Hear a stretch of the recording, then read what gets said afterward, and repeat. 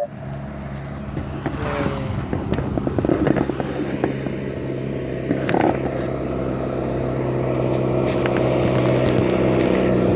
ฮอดพี่น้อง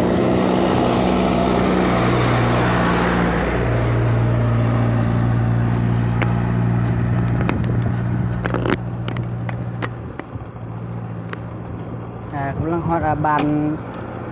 กระหานพี่น้อง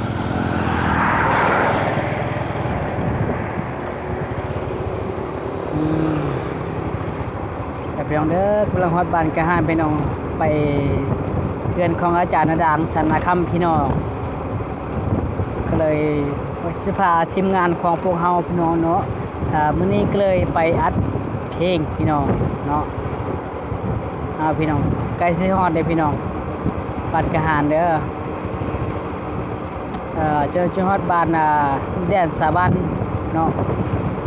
ก็เลยมาเอาทีมงานของเฮาพี่น้อง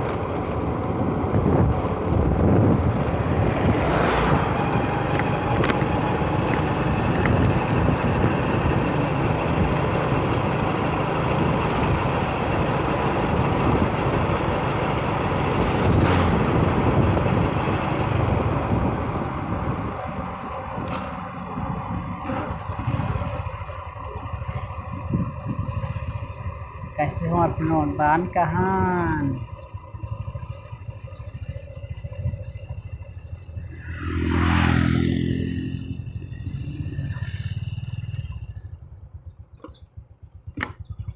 ลงค่อยพี่น้อง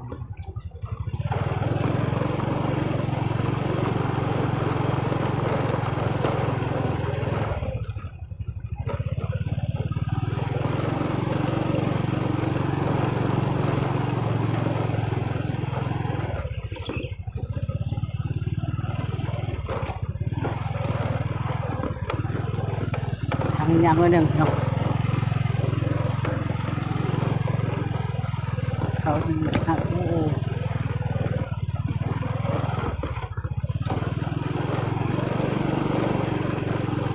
ทางยากพี่น้องเขาบ้านกะหาน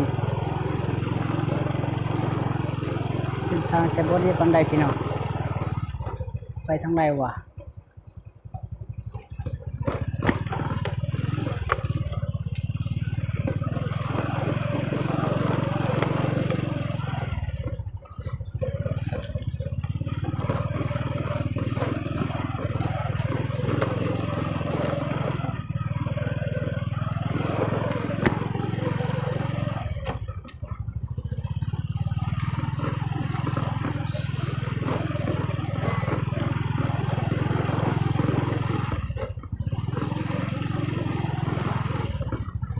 เลยสวัสดีนะจ๊ะดัง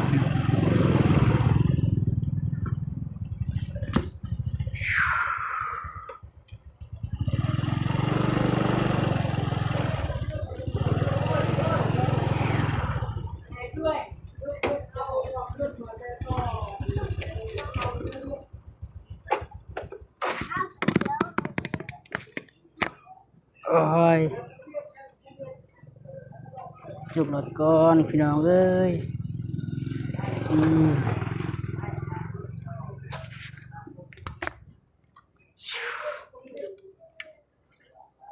เลยขึ้นเฮือนอาจารย์ดังพี่น้อง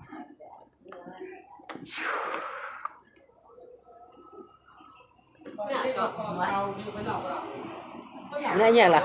มาส่วนเป็นไงมาส่วนไอ้ช่วยได้เรื่องเลยเรื่องตาได้ไปร่วมไปนั่นมาส่วนไปร่วมโยกกันโอ้ยเราไปไหนเอ้ยแต่ทายเลยโย่เอาเถอะดงอาจารย์ดังใช่ไหมโย่chưa sao đúng rồi chưa sân mà chưa học chặt chưa đúng rồi phải nòng anh này đừng muộn à